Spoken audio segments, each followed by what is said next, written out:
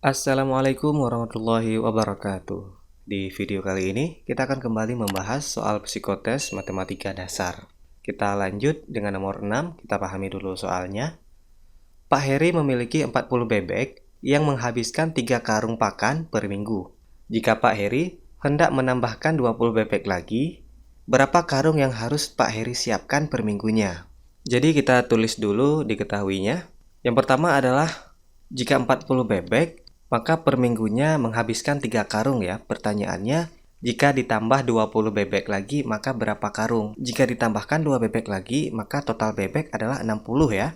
Maka jika 60 bebek, ada berapa karung yang bisa dihabiskan per minggunya? Jadi caranya sama seperti nomor 1 ya. Yang pertama kita lihat, jika bebek ada 40, maka akan menghabiskan 3 karung. Jika 60 bebek, logikanya pasti pakannya akan bertambah juga kan? Maka bisa kita tulis rumus seperti ini. Karena jawabannya pasti lebih banyak, maka yang di atas juga kita letakkan yang paling banyak, yaitu 60. 60 per 40 dikali dengan pakan. Maka 0 ini bisa kita coret ya, 1 di atas, 1 di bawah. Kemudian 6 dan 4 ini bisa kita kecilkan, sama-sama kita bagi 2. 6 dibagi 2 hasilnya 3, 4 dibagi 2 hasilnya 2 ya. Maka tinggal kita kalikan 3 dikali 3 hasilnya 9, 9 dibagi 2 hasilnya 4,5 ya. Maka jawaban yang tepat untuk soal nomor 6 ini adalah B, 4,5 karung. Kita lanjut ke soal berikutnya. Soal nomor 7, Ani membeli boneka seharga 50.000. Kemudian, boneka dijual lagi dengan harga 80.000. Berapa persen keuntungan Ani? Jadi untuk menjawab soal nomor 7, kita harus tahu dulu ada berapa keuntungannya. Tinggal kita kurangkan saja ya. Harga jualnya dengan harga modal 80 dikurang 50.000 hasilnya 30.000, maka keuntungannya adalah 30.000 ya. Kemudian dari sini tinggal kita hitung saja persentase keuntungannya, yaitu keuntungan dibagi dengan harga beli dikali 100%. Untungnya 30.000, harga belinya 50.000, kemudian dikali dengan 100%. Nolnya bisa kita coret ya, 4 di atas, 4 di bawah. Kemudian 100 dengan 5 ini bisa langsung kita bagi ya, 100 dibagi 5 itu hasilnya 20 ya. Tinggal kita kalikan saja nih, 3 dikali 20 itu hasilnya 60%. Jadi jawaban yang tepat untuk soal nomor 7 adalah D, 60%. Kita lanjut ke soal berikutnya. Soal nomor 8, jarak antara kota A ke kota C adalah 360 km. Jika ditempuh dengan sepeda motor berkecepatan 90 km per jam, maka lama perjalanannya adalah titik-titik. Jadi untuk menjawab soal nomor 8 ini kita harus ingat dulu rumus dari JKW atau bisa dikenal dengan Jokowi ya. Ini rumusnya, J di atas, K dan W di bawah. Cara untuk menemukan rumusnya, cukup kita tutupi saja apa yang ditanya. Misalkan yang ditanya jarak, maka J-nya kita tutup, maka J sama dengan K dengan W berdampingan, maka K dikali W.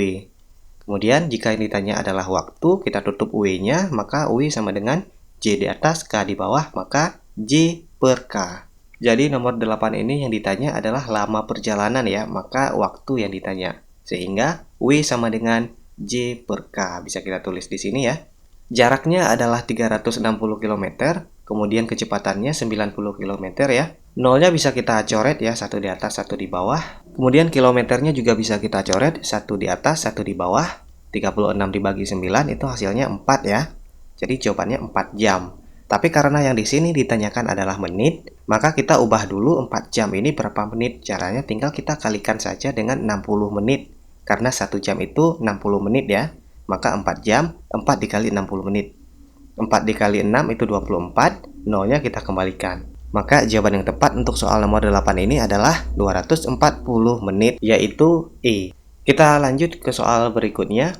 Soal nomor 9, Budi menabung di bank dalam jumlah 150.000.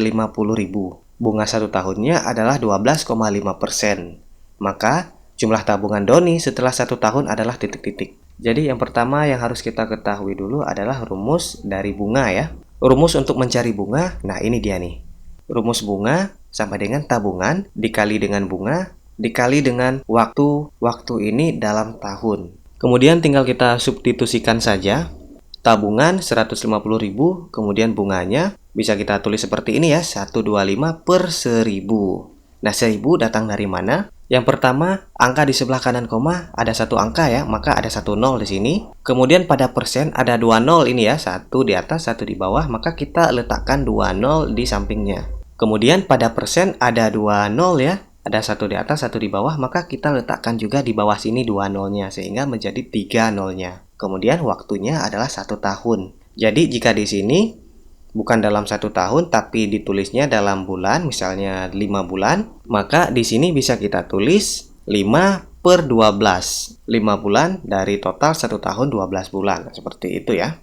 0 bisa kita coret ya, 3 di atas, 3 di bawah. Kemudian tinggal kita kalikan 150 dikali 125 ya.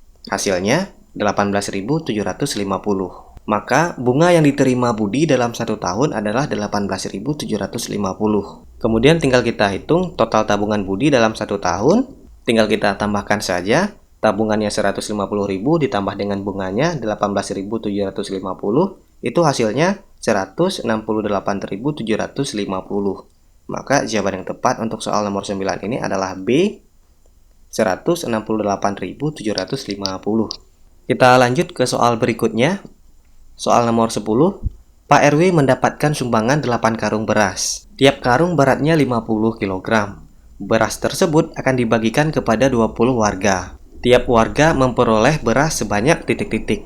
Jadi yang pertama kita cari adalah total beras dalam satuan kilogram ya. Karena jawabannya di sini dalam bentuk kilogram. Maka 8 karung.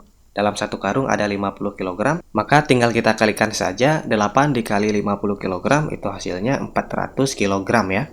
Kemudian untuk menghitung beras yang diperoleh setiap warga, itu tinggal kita bagi ya, 400 dibagi 20 orang. Nolnya bisa kita coret ya, satu di atas, satu di bawah. Kemudian tinggal kita bagi 40 dibagi 2, itu 20 ya. Maka jawaban yang tepat untuk soal nomor 10 ini adalah D, 20 kg.